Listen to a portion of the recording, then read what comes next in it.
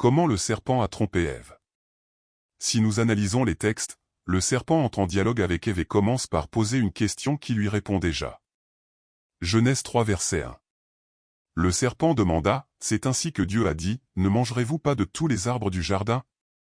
Ève répond, « Du fruit des arbres que nous pouvons manger, mais du fruit de l'arbre qui est au milieu du jardin que Dieu a dit. Tu n'en mangeras pas, tu n'y toucheras point, de peur de mourir. » Répond au serpent, « Ne meurs certainement pas, parce que Dieu sait que le jour où tu mangeras de ce fruit, tes yeux s'ouvriront et tu seras comme Dieu, connaissant le bien et le mal. » Verset 6, voyant la femme que cet arbre était bon à manger, et agréable à l'œil, et l'arbre désirable pour donner de la compréhension, prit de son fruit et mangea et donna aussi à son mari, qui était avec elle et mangeait.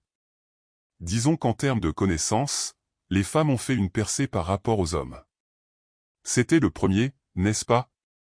L'image du serpent utilisée dans ce texte n'est pas le fruit du hasard. Le serpent est un symbole de séduction, le serpent séduit Ève, et Ève développe un désir, et par ce désir elle est passée à l'action. Le serpent a également une langue qui se termine en deux, indiquant ainsi le mot de double sens ou intention, ce que le serpent a fait. Je me souviens que la séduction fait partie de notre essence et de notre existence, sans elle, nous ne serions pas attirés par l'autre partie qui nous complète homme ou femme. Le problème n'est pas la séduction, mais l'intention derrière l'acte de séduction. Le serpent a séduit Ève, Ève l'a désiré et a continué à agir, mais le serpent a déformé la parole de Dieu de sa vérité originelle. Pourquoi? La réponse est dans 2 Pierre 3 verset 8. Dis-le, bien-aimé, il y a un principe que vous ne devez pas oublier, pour le Seigneur un jour est comme 1000 ans, et 1000 ans comme un jour. Pierre explique qu'un jour, 24 heures, pour Dieu représente 1000 ans pour l'homme. Une fois qu'Ève a cessé d'être immortelle et est devenue mortelle, elle a commencé à vivre selon le calendrier des hommes.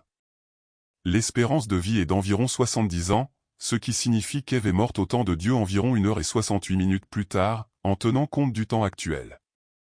Le serpent a trompé Ève, parce qu'il savait qu'Ève allait vivre au temps des hommes et cela lui donnerait une autre notion du temps et elle aurait l'idée qu'elle continuerait à vivre, mais déjà au temps de Dieu, la mort est pratiquement immédiate. En bref, faites attention à l'utilisation du mot déformé de la vérité originelle. Faites attention aux mots avec des arrière-pensées.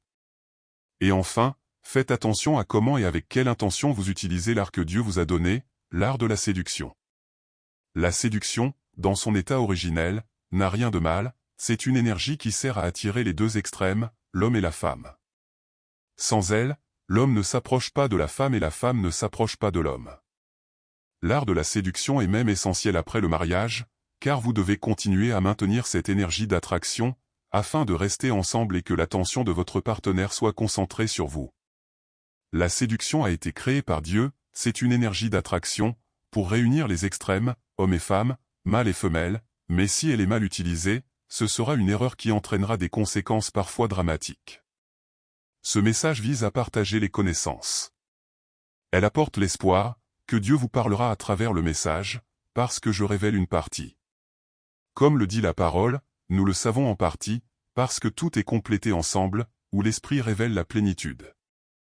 Partagez la vidéo et regardez beaucoup d'autres déjà réalisées.